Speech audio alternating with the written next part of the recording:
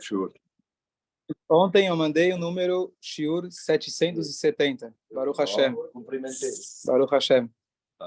Então, se você abrir o Spotify, você tem 770 Shurim para... Depois de você escutar todos eles, aí você me faz alguma pergunta. E algum deles deve ter a resposta para a tua pergunta. Uns 5 anos, Baruch Hashem. Uns 5 anos. Total de horário. Não sei. A média de Shur é meia hora. Sensacional. Baruch Hashem. Está chegando nos 1000 goles de Pelé. Ok, vamos lá. A gente está aqui estudando diariamente, cada dia um capítulo da Megillah. Ontem a gente acabou o 4º capítulo. E como hoje é sexta-feira, a gente costuma falar de Parashá. Então vamos fazer uma conexão primeiro do 4º capítulo com a Parashá.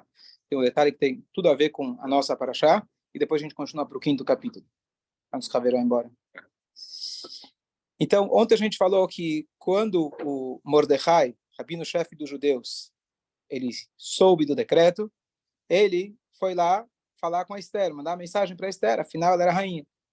E ele falou, olha, estamos com uma situação difícil. Primeiro ela viu que ele estava com roupas rasgadas, perguntou o que aconteceu, mandou roupa nova para ele, falou, não estou precisando de roupa nova, não é essa a questão é outra. E aí, então, ele fala, olha, todos os judeus estão com um simples problema de aniquilação total. Vai lá falar com teu marido, vai lá ver que você consegue. E a princípio ela mostrou medo. Por quê?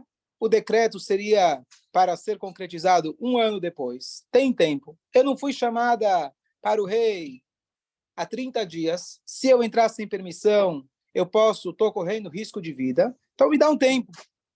E o Mordecai não quis saber. E ele deu para ela 3 informações, 3 detalhes na resposta dele. Ontem falei só 2, depois me lembrei que tinha mais um. Então ele fala para ela, olha, primeiro saiba que a salvação do povo vai vir de qualquer jeito.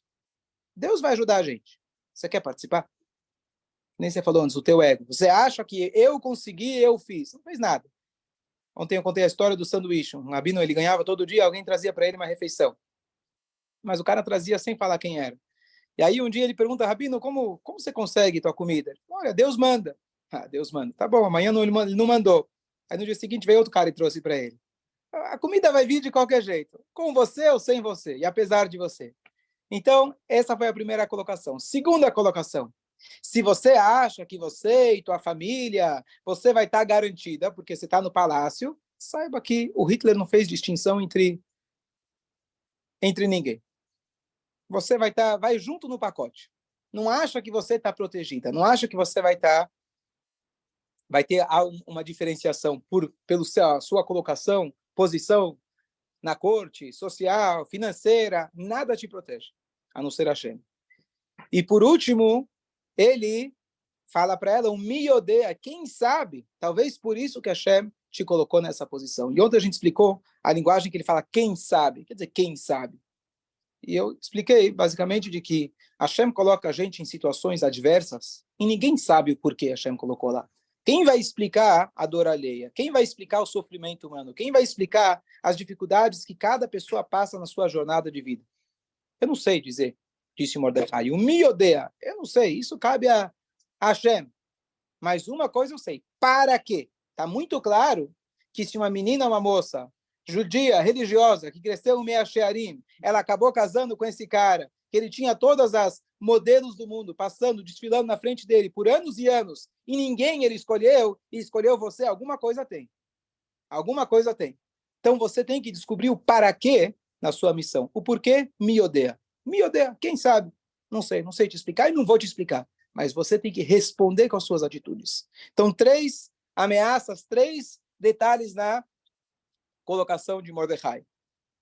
Não preciso de você, você não vai se salvar, não perca a oportunidade. Hashem te colocou aí para isso.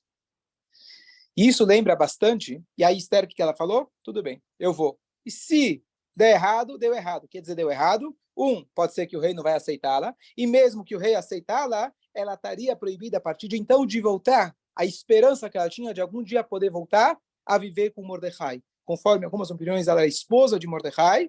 Enquanto ela foi forçada, coagida a entrar nesse relacionamento com esse homem, ela foi coagida, ela poderia voltar para casa. A partir do momento que ela foi por livre, espontânea vontade, mesmo que tudo desse certo, os judeus fossem salvos, e assim foi de fato, ela terminou a história, não foi todos viveram felizes para sempre, alguns, outros não, ela ficou no palácio até o final da vida. Deu filho para ele. Deu um filho, Koresh, etc. Então, tudo bem, teve O filho Yehudi dela. Koresh. Correto? Koresh, a Gemara fala que as letras dele vai de kasher também, porque ele permitiu a reconstrução, a continuação da reconstrução do Beit HaMikdash. Vamos chegar lá, se Deus quiser. Dario? A gente vai falar... Não, não é Dario. O nome dele, Koresh, Ciro. Obrigado. Ciro em português. Ah.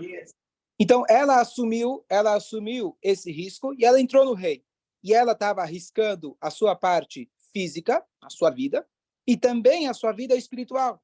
Como que uma moça judia, ela pode se colocar numa situação dela, agora, por livre e espontânea vontade, recomeçar um relacionamento que, a princípio, ela tinha sido coagida, e agora ela está indo por livre e espontânea vontade. Tudo bem, o Mordecai orientou ela a fazer isso, não é uma coisa que qualquer pessoa poderia fazer, mas o Mordecai orientou ela, teve que se arriscar. E aqui a gente vê algo que acontece justamente na nossa paraxá. A nossa paraxá, Veatá Tetzaveh, é a paraxá, única paraxá na Torá, desde o nascimento até o final da vida de Moshe, que o nome dele não aparece. Por quê?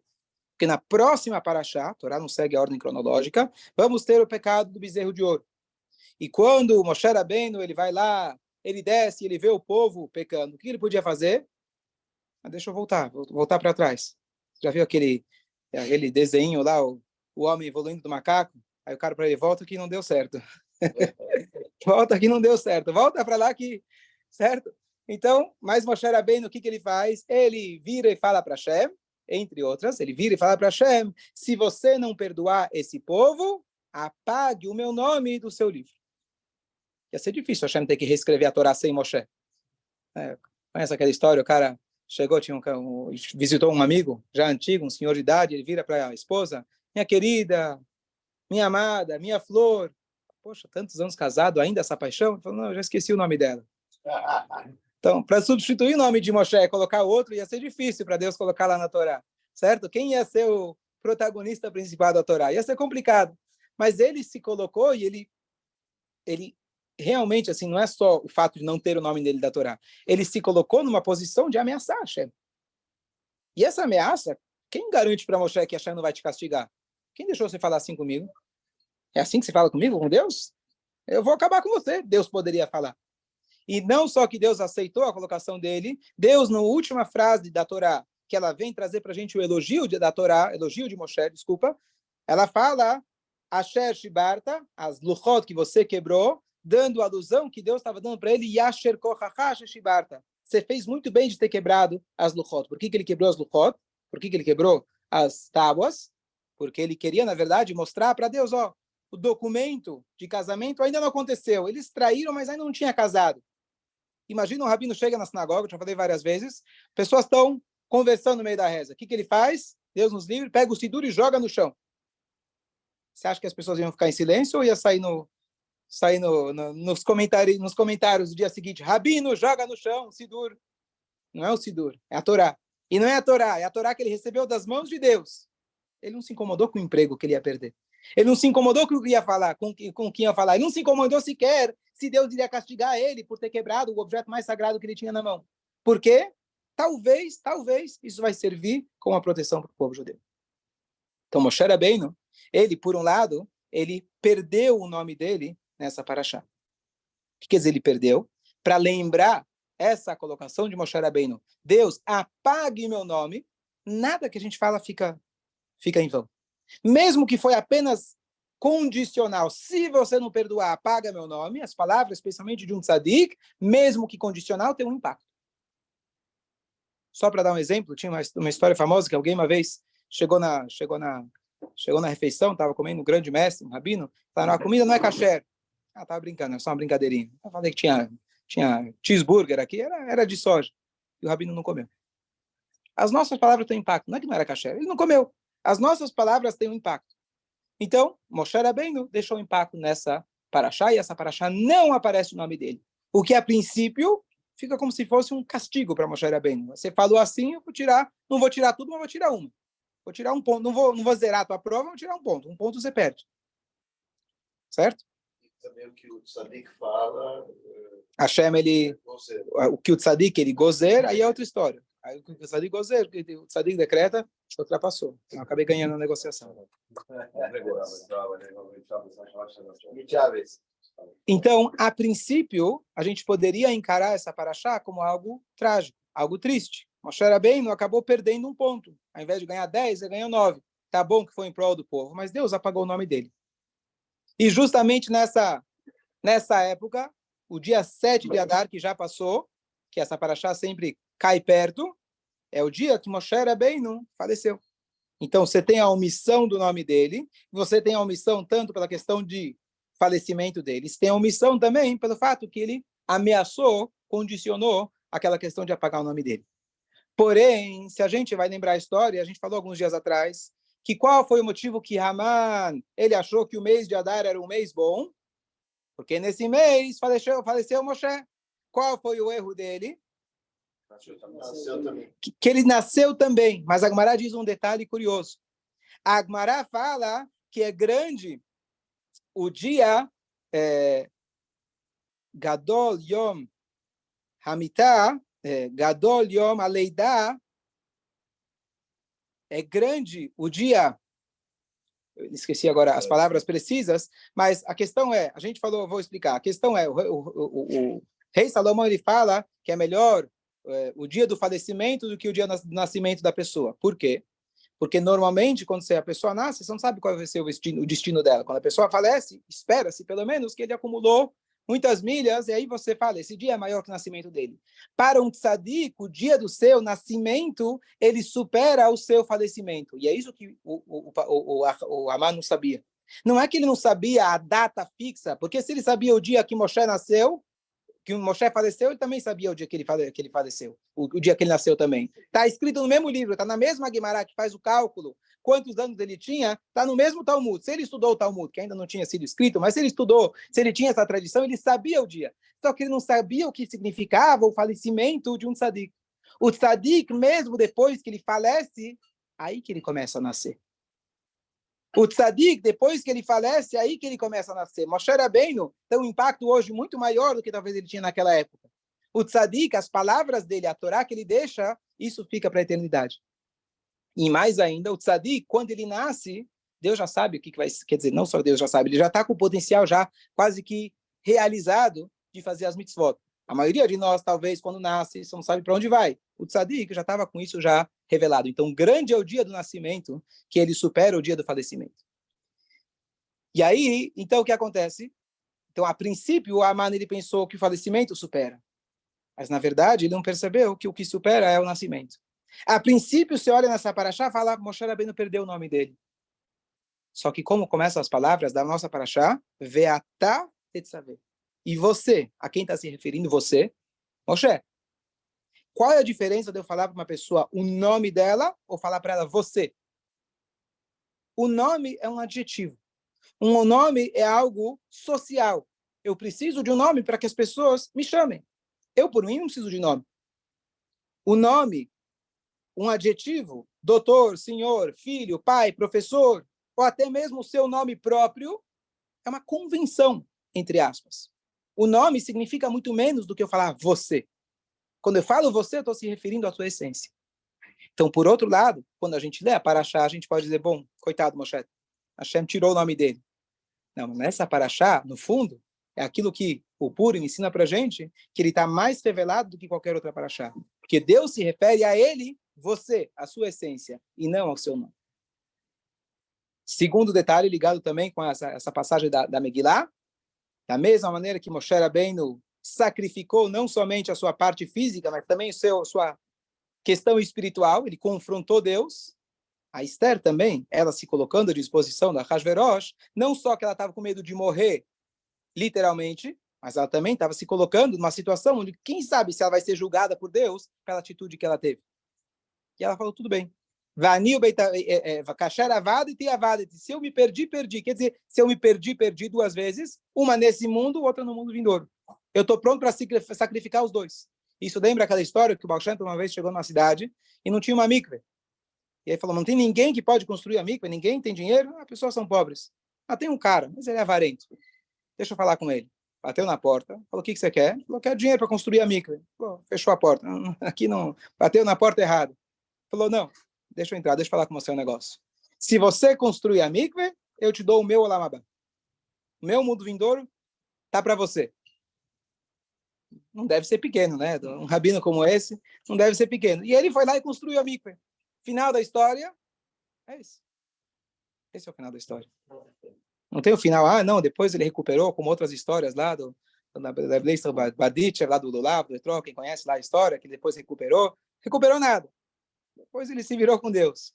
A mensagem da história é que ele abriu mão, não do dinheiro dele, não da vida dele, não sequer da família dele, ele abriu mão de toda conquista espiritual que ele acumulou ao longo da vida. Ele falou, não importa, que diferença vai fazer o meu Olam Haba se esses judeus estão sem uma mikvah?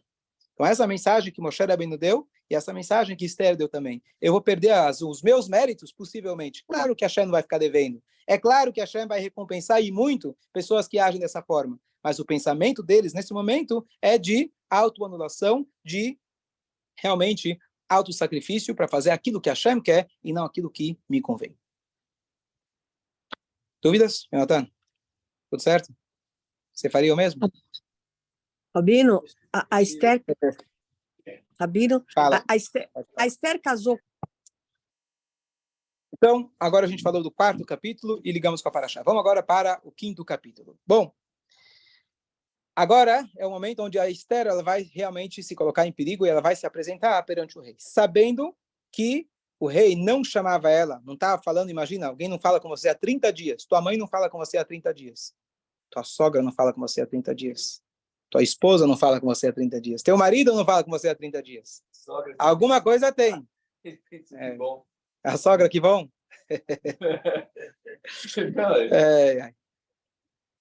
Mas depois você paga o preço. Sim? Isso aí. A minha sogra caiu do céu. A vassoura quebrou e ela... Bom. Foi forte. Ok, vamos lá. Então, ela pegou consigo três serviçais dela, 3 servas dela, e ela entrou no aposento real. Tem muitos midrashim, muitos comentários como isso aconteceu na prática. O anjo ajudou e Hashem ajudou, e o rei talvez não queria de fato esticar para ela o cetro, que isso seria a única salvação dela. O rei estava de cara feia, o rei não estava com aquela, mas assim que ele vê a Esther, ele estica o cetro, conforme algumas opiniões, inclusive esse cetro aconteceu igual com a mão de Batia, aquela que foi tirar o Moshe, pegar ele na cestinha, ela esticou o braço, e o braço se esticou bastante. O cetro também, conforme algumas opiniões, teve aquele, como se fosse aquela antena, né? Você joga assim, vai até o outro lado. Então, o cetro, ele se esticou para ela poder tocar imediatamente. Obrigado. E ela se acalma. Bom, o que ele fala para ela? Peça-me o que você quiser até metade do reinado. Ele encontrou graça nela, encontrou se fala, ele ficou feliz com a presença dela. Eu estou vendo que se você arriscou sua vida, alguma coisa tem. Você não veio aqui pedir um cafezinho, alguma coisa tem. Me peça até metade do reinado. Ele não falou tudo, ele falou até metade. Dizem nossos sábios, que quer dizer até metade? Até a metade quer dizer tem alguma coisa, uma metade, uma parte entre nós que a gente nunca vai concordar. Mas isso é uma mensagem subliminar, não era uma mensagem direta. Porque a princípio ele nem sabia que ela era Yehudiá. Mas o que a Megillah, pelo menos talvez no subconsciente ele sabia disso, de que uma coisa ele não iria aceitar. Continuar a reconstrução do segundo templo. Ele estava pronto para negociar qualquer coisa. A gente falou outra vez, que na verdade o Aman, ele conseguiu interromper a construção, ele colocou embargo lá na construção do templo, mandou lá um fiscal, bombeiro, sei lá o quê, e Brasília vetou, proibiu a continuidade da construção lá do nosso templo. O que é? Brasília é o Ahasverosh. Bom, a Aman tá lá do lado. Ele era o ministro. Bom, então, aqui então só tem uma alusão, quer dizer, com tudo que eu estou pronto para te dar, tem coisas que eu não vou aceitar negociar. E aqui a Esther faz uma coisa curiosa. E é um passo judaico de negociação. O mestre de negociação não fala direto o que ele quer. Ela se colocou naquela posição. O que você quer? Queria tomar um café com você. Ela fala, eu queria fazer um banquete com você. E também, chama também o Haman. Opa, o Haman era tudo o que ele precisava. Eu ser convidado num banquete íntimo entre o rei e a rainha. Ela arrisca a vida dela. Ainda me chama no banquete. Aquele homem que era ambicioso chegou no ápice do orgulho. Não podia ser melhor. O êxtase, no ápice do orgulho dele. Ele não sabia que era. Não, Também. também não sabia. Princípio, não. Bom, e aí, o que ela fala? Ela poderia falar, bom, tem esse cara aí que está querendo matar meu povo, não sei o quê. Não. Vamos tomar um café. Marcam o café. O Haman, ele sai de lá todo feliz. E ele está chegando, indo para a casa dele. Agora, se ele já era orgulhoso, ambicioso, agora, né, se torna a pessoa mais sensível do mundo. Porque ele tinha baixa autoestima. Ele queria que todo mundo se prostrasse para ele. Não era algo que vinha de dentro. Pelo contrário, ele queria conquistar pela força. E quando ele sai do palácio, todo mundo, meu querido, meritíssimo, Vossa Excelência, o Mordecai, o Mordecai, ele nem piscava para ele. Ele nem se curvava, nem se ajoelhava. Você pode imaginar para um cara que está com esse ego tão inflado. E qual que é a questão? Inclusive, a gente comentou outro dia, qual? Gumará pergunta, qual é a origem de Haman na Torá? Qual que é a origem? O que significa? Haman é pós-bíblico, mas a Torá sempre tem uma alusão, prevendo. E a Gumará fala que é Hamina etzazé, quando Hashem ele pergunta para Adam Arishon, será que você comeu dessa fruta? Eu dei para você todas as frutas do mundo para comer, eu dei uma, eu pedi para você não comer. Quando tem uma coisinha que está te atrapalhando, é a pedra no sapato, como vocês falaram, para alguém que está com orgulho inflado, ele não é que ele perde um pouco, eu estou 99%, ele perde tudo. Ele está pronto para arriscar tudo por causa dessa uma única pessoa. Inclusive, vou falar amanhã sobre Himar Shemor, Hitler, tá certo? Falaram para ele um momento, você está dedicando todos os seus recursos para matar os judeus, você vai perder a guerra. Não estou preocupado com a guerra, eu quero matar os judeus. É um ódio completamente irracional, não tem sentido nenhum. E ao mesmo tempo, ele tinha o respeito de todos. O que você quer? Uma pessoa. Ele queria controle total. Então ele chega em casa, vai falar com quem? Com a família, com a esposa. E a Zeresh dá uma ideia, fala simples, pendura, faz uma árvore, e com altura de 25 metros aproximadamente, e você pendura ele. Resolvemos o problema. Ufa, que mulher inteligente. Vamos ver quem vai acabar nessa árvore, tá certo? Mas essa é a ideia que ele dá para ela. E a gente vai ver depois que quando finalmente tem toda a história vai continuar, o que aconteceu com Amã no caminho, o que vai acontecer ao longo daquela noite, o que o rei vai começar a pensar, o que será que a Esther quer de mim? Ele não vai dormir à noite, etc. Aí as coisas vão começar a mudar a partir do próximo capítulo, mas aqui a gente vê, eu fui pesquisar um pouquinho, por que Esther não falou de cara? E não só que ela não falou de cara, quando ela chama ele no primeiro cafezinho, ela enrola. Ela fala, não, eu quero fazer mais um banquete. Você não pode fazer assim com o rei. O rei poderia perder a paciência. Então, número 1, você vê que ela era estrategista. Porque quanto maior for a curiosidade do rei, mais chance que ele vai comprar mercadoria. Quanto mais desesperado ele tiver, então deixa eu esperar, não ter mais nada no mercado, aí eu vou vir com a minha mercadoria, e aí eu vou poder vender ao preço que eu realmente quero. Mas, além disso, aqui a gente aprende mais uma coisa. A gente, quando pede para Hashem, e a gente faz a nossa parte, Deus não é caixa rápido. Caixa rápido. Você coloca lá o cartãozinho, tira o dinheiro. Rezei, toma lá, dá cá. A gente tem que ter a paciência e a gente acreditar e continuar acreditando que as coisas vão dar certo. Não só isso, um comentarista diz, porque ela esperou até o dia seguinte, ela estava esperando algum sinal divino que ela estava indo no caminho certo. Ela já fez o primeiro passo, já arriscou sua vida. Ela deu um passo. Então, deixa eu ver se o jejum, inclusive, que o povo judeu já tinha começado a fazer, já estavam fazendo, se aquilo está funcionando. A partir do próximo dia, ela vai ver como as coisas começam a mudar em função do povo judeu. De Amã, o rei começa a ficar nervoso com Amã e começa a favorecer Mordecai. E aí, então, ela percebeu que Hashem falou, você está indo no caminho certo, vai, é por aí mesmo. Então, a gente não tem, às vezes, essa comunicação direta que a Esther tinha de poder saber se eu estou no caminho certo ou não. A gente precisa se consultar com o professor, com o rabino, com a Torá, com a lei, etc. Mas o que a gente tem que saber é que a gente não pode ir afobado. Não se vai com muita fome ao prato, com muita sede ao pote, certo? Então, quando se trata de assuntos espirituais e quando se trata, inclusive, de uma questão que era crucial para a existência, pela mera existência do nosso povo, mesmo assim ela teve a tranquilidade de fazer as coisas com calma. Isso é sabedoria. Isso é sabedoria. A pessoa conseguir lidar com o maior caos de maneira tranquila. Então isso tanto é uma mensagem para a gente no dia a dia, a gente saber lidar com os tsuras com calma, mas também, como eu falei, conforme essa explicação, esperar o sinal divino. Vai com calma. Vai com calma. Você pede para Deus, faça a sua parte, ela rezou, ela jejuou, ela fez a parte dela, mas vai com calma.